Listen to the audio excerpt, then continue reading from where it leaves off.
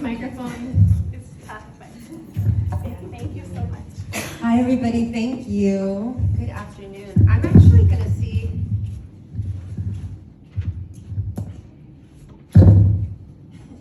I'm going to see if I can just talk to you this way. Can everybody hear me?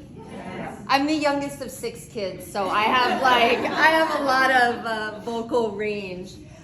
So my name is Maria Alicia Gonzalez, and I am a hospice nurse and also a grief educator and coach. And I actually started as a midwife.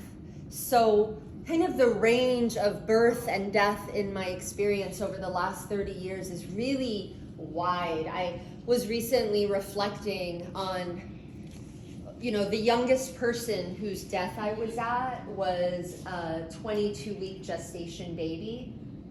And the oldest person was 112.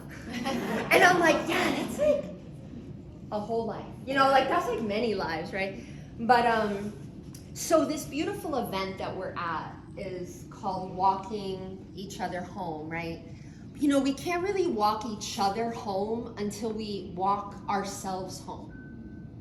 And our home for each of us is our bodies, right? This is your home. Nobody knows what it's like to be you other than you. And no one can, even when we say, oh, I get it because my mom died, or because I was in a tragic car accident, I get it.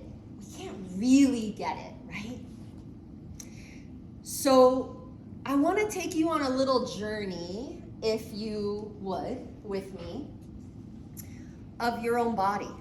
Are you game to walk with me a little bit? Okay, thank you. All right, so make sure you're comfortable. So if you're not comfortable sitting, stand. If you're not comfortable in a chair and you want to be on the floor, be on the floor. We're just going to be comfortable for a few moments. So I'm going to ask you to bring up a memory, a joyful memory. Just bring up a joyful memory. And how about, you don't have to have your eyes closed, you can if you want to, but bring up a joyful memory and just kind of give me a little hand signal. So I'm going to wait till just about everybody has a joyful memory. Something that's joyful. Okay. Pretty much almost everybody. Okay, yeah? All right. Okay, so I want you to really let that joyful memory kind of expand and kind of really drink it in. Remember, are there smells? Are there sounds? Really let it come to life inside of you. And then when it does, ask yourself, where does it live in my body? Where are you? Or you can even ask that memory, where are you in my body? Where are you in there? And if you can locate it, it might be through a sensation. I invite you to place your hand there.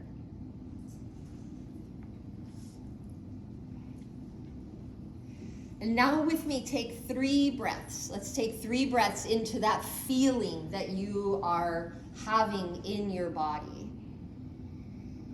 3 simple breaths, nothing fancy.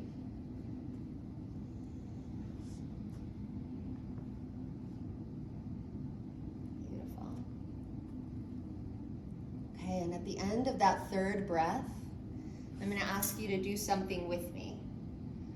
I'm going to ask you to take your right hand and touch your left cheek with your right hand. Just kind of stroke it a little bit. And then you can put that hand down. And now I'm going to ask you to take your left hand and stroke your right cheek. And now I want you to feel that spot again in your body, that joy spot. And while you're feeling it, take that right hand again and bring it over to your left shoulder and give yourself a little squeeze on your left shoulder. And now take your left hand and take it over to your right shoulder. Nice. And then let's just take a breath together, kind of like a little wash breath. Imagine there's like a little waterfall that just went down and out your feet. through the ground, into the earth. So what did you experience? Let's have a little popcorn, like anybody speaks. No, this isn't, nobody is required to speak, it's an invitation. Invitations can be declined. So, yeah. I just experienced getting more in my body and feeling it. I have a tendency to be in my head, so it just helped me to soften and listen to my body and just kind of get more present. So I don't know if you could all hear her, but she said she felt that she was softening, sort of getting more into her body. She said, I tend to kind of get in my head. So we're sort of, okay, yes? Self-love. We forget to do that. So she experienced self-love, okay? A little smile. A little smile. The sensation moved. The original sensation moved to, yeah. So it moved more to my throat from my heart. Just kind of expanded when I was touching my different, the different parts of my body. That's cool. So when she was touching the different parts of her body, the sensation where joy was living in your body moved and shifted. Interesting. Okay. What else? Anyone else want to share something? I kind of felt like with giving the little hug, the little shoulder, kind of telling me, everything will be okay. Everything's gonna be okay. You're telling you that everything's gonna be okay. Doesn't it feel good to hear that? It feels good to hear you say that about you, but you're saying that it makes me feel that about me. That's so cool. We're all here together. Yeah. What else? Anyone else like to share something? Yes, please. Being one with nature, being a part of everything. So you felt like being one with nature and being one with everything.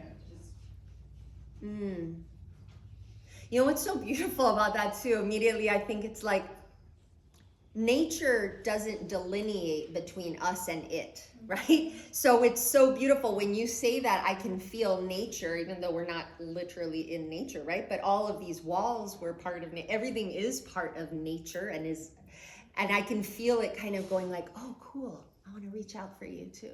It's yeah. What else? Anybody else? Yes, please. My moment was so fast when it happened in real time, and so it was so joyful to go back to it, and then I felt like I was gifting it back to my body, you belong here, you belong here. So the joyful moment was brief, but then you got to kind of experience it more expansive. Gosh, yes. That you're loved. So you felt loved? Nice. Yes? I would say peace. You felt peace? Beautiful. Thank you. Take a moment, if you would, to just look around. Literally just look around the room and see about connecting eye to eye with people you've never seen before. Because, we're never going to have this moment again. No matter if we gathered here tomorrow at the exact same time, we would never have this moment again. So it's just this is cool. We just got to have this kind of juicy moment together. Okay. Are you willing and ready to do it again with me? With something else? So I want to invite you to bring up now a grief moment. So a moment that you felt grief or you feel grief. So just in the same way that we were accessing, to bring it up in your mind. What? You don't want to?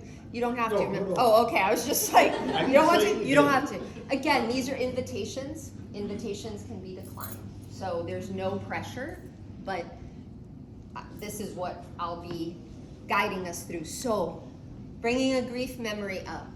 Okay. Let me know maybe with a few hands just when it's there in your mind. Okay. So most of us have them. Okay. So we're going to go through the same motions. Now, does that grief, let's get curious about it. Grief, where are you? Where are you inside of me? And feel free to, again, place your hand in that place if you notice where it's living or where it happens to be right now. Okay. Let's take 3 breaths into that sensation and into that moment. Just 3 easy, simple breaths into that place in your bodies where grief is right now.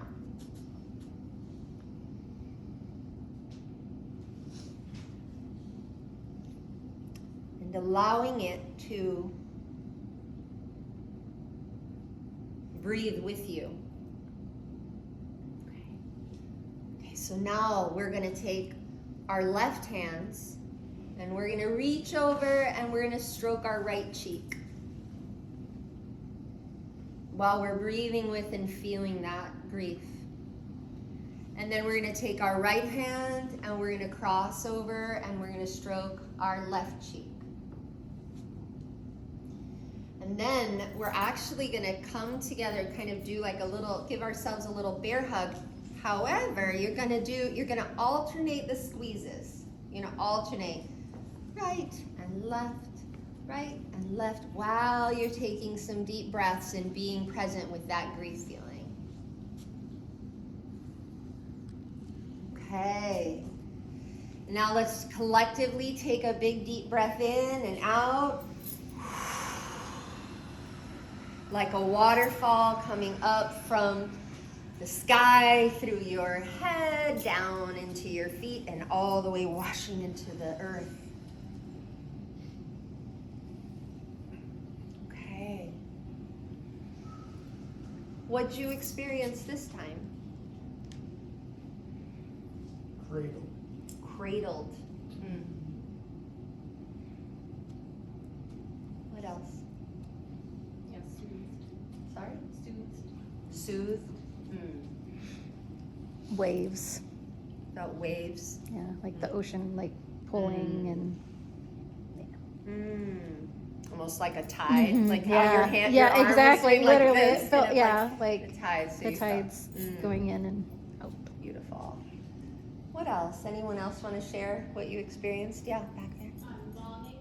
Longing. Beautiful. Loneliness. Presence in a way that I wasn't able to when the event happened. It's interesting. It's similar to what you were saying about the joyful moment of like it being brief, but you not being, so you felt this presence. Thank you. Comforted. Sorry. Oh, comforted. You felt comforted. Oh, yeah. Shoot, right behind you was, I just felt like it was all over my body. You know, it was hard to just find one place. Yeah. Good to kind of feel it because I tend not to. Thank you for feeling it with us. Yeah. Release and diffusion. Release and diffusion. Interesting. It's beautiful. Anybody else want to share? Thank you. Thank you for being willing to do that. And I want to invite you again to look around and see all of your witnesses and like allies in joy and in grief. So what are we doing? Right? Like, so why did we just do that? Well, there's a few reasons. One is the work that I do, I call it embodied grief work, because all of our experiences, we live with them, right? And how we navigate and how we experience things, we filter then the rest of our life, like the next experiences through that. And with grief, I never use the word healing or getting over or getting through it or getting back to whatever. No, we all know that we don't do that. Like never, right? Like we actually integrate. And one way that I have found 100% of the time with everyone I've ever worked with. And I honestly can say that from working through, I have worked from birth in, emergency rooms. And they used to, when I worked in the ER as a nurse, they would always be like, go do your breathing thing. Go do your breathing thing with them. They're really freaking out. It's like these things that I'd just be like, all right, you're in a bed. Like sort of, but it matters so much. And when we come into that relationship with ourselves, you're ready for whatever's coming. You're ready for those big joys that are so big that your body feels like you're going to spaz out. You're ready for nobody's ready to lose people or to have tragedies. But when your nervous system and your body is acclimated to identifying, where is it in my body? How do I navigate with it? How do I breathe and move with it? And now, why was I doing these little cross-body movements? They're like little sneak attacks on our, little sneaky things with our nervous system, because our brain has hemispheres. When we cross it, even so simple like this, it doesn't have to be fancy, doesn't have to be big movements, right? When we do that, we are creating literal pathways in our brain that give and receive information. And that helps us to experience life. Like, it helps us to kind of digest and metabolize anything that we're going through. So take this with you. I'd love you to come visit me at my table. I'd love you to come work with me. I'd love you to invite me to your organizations to come and support the people who work in this world, the providers and the care people, or your, whoever it is. I work in school systems, working with teachers. I work with, because this impacts the kind of humanity that we choose to live within, what would it be like if we are metabolizing and experiencing our own grief, so that when I come to you and you have yours, I can be present with you, because I can identify where it's happening in me. So I'm not going to put mine on yours or take away yours or push you to get through yours because I'm uncomfortable. We all know what that's like. And it doesn't have to be like that. It doesn't have to be like that. And so sometimes when I work with people, they might really like to journal. They might be singers. They might want to move their bodies. They might want to just breathe, whatever. There's no one way. And so my curiosity in always working with people is well, what is your way? It is what is your way? Because that's the only thing that matters, right? The only grief that matters is yours when you're having it. The only joy that really matters, we can all be no, I care so much about, of course, but really, when you're in it.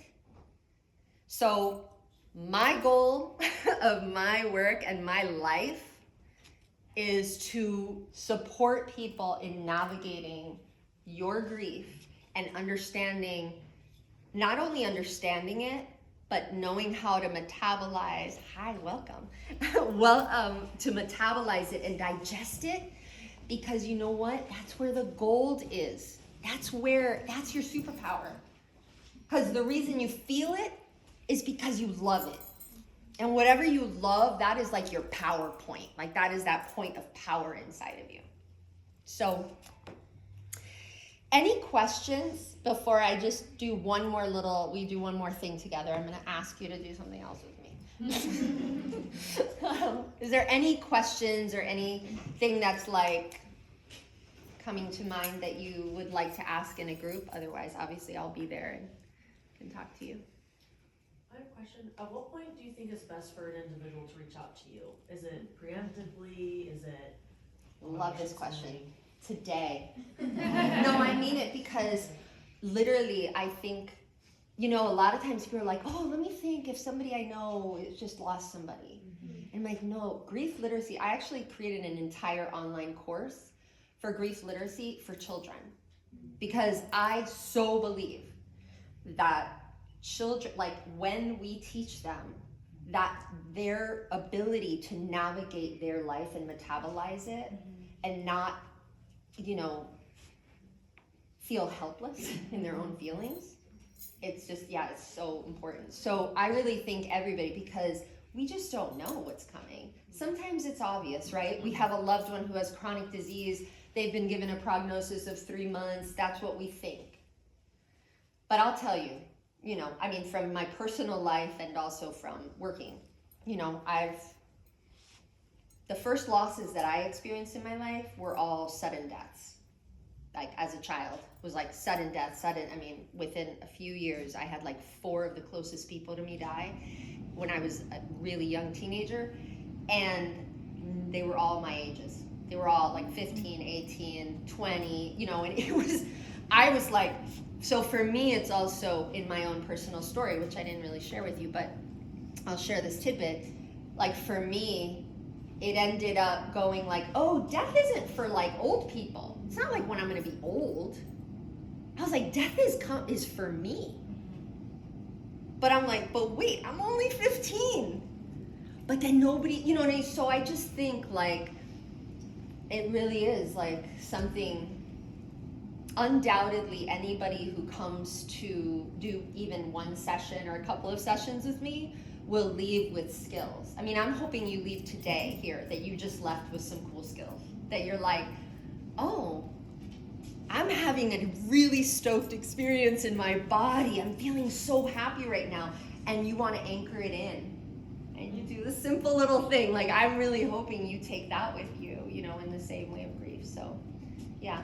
But I think it's never too early or never too late, you know. Yeah. Yes. I'm curious about touching people who are experiencing grief. I've read something about that where the opinion of that piece was, don't do this because you're anchoring it in too much or something. Do you have any thoughts on that? Is that That's a great right question. or wrong? Or That's a great question. I mean, if somebody can move their own body, that would be I'll tell you a little example. It's not little, it was really big in the moment, but I have a 7.5-year-old daughter, and yesterday she was having a huge feeling about something really significant, and it was, my mama heart was kind of breaking, but I was also like, no, that, you know, I'm gonna be with you, And at one moment she was sort of sitting on the floor and she was just like, and obviously this is my daughter, so our physical touch is, you know, but I actually took her hands, and I just took her hands myself, and I just was like this with her hands. And then I also did this other thing where I just was like at her legs, and I just was like, doom, doom, doom, doom. She didn't even notice I was doing it. Like, because I've told her before, oh, let's do a cry, and she's like, you know, she's like, I was like, wrong. I don't need to give her more input when she's having a lot of internal input, right? But so there's that. But I would never touch anybody without asking them. But if somebody wanted, you know, I have been at the foot of the bed of someone and touched them and done like that myself, done like, you know, if they are wanting to. But I would be telling them, this is what I'm doing, you know, like, do you want me to do that? Or I more often will mirror things for people, like I did today. Yeah. And here's the thing about death and people when we're dying. It's harder for us to die if we're in a lot of pain and a lot of sensation that's getting us, like, literally, like, physiologically, it's harder. Our blood pressure's up when we're in pain, our heart rate, our everything. So, I mean, unless it's sort of like tragic and, you know, the systems are broken too much, but it's harder. So bringing someone deeper into their body in those final moments actually gives them the clearer pathway to be able to let go more. It's kind of a crazy thing to, I just heard a lot of, what? Like repeat that time. Like it's a lot to digest. Kind of, yes. I also just really want to encourage people, you can do all of this without touching. you do not need to touch to offer compassion or comfort. Of course, of course. Yeah. And what I'm talking about right now is more like working this like individually. Yeah. But right, I mean, even like this kind of anchoring and accessing the hemispheres of the brain is also, you can do it with your eyes, right? Just going like, right? Like that anchors that into, yeah.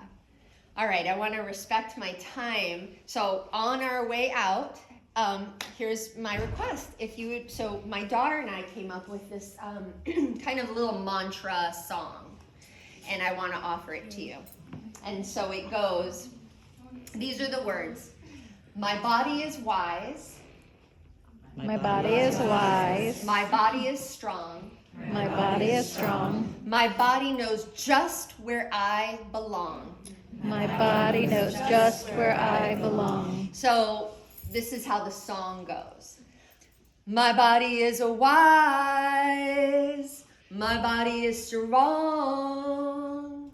My body knows just where I belong. My body is wise. My body is wise. Okay, good, okay. My My body body knows is just where I belong. belong. Let's do it 2 more times. My body is wise. My body is strong. My body knows just where I belong. My body is wise. Last time. My body is strong. My body knows just where I belong. Thank you so much. Come say hello.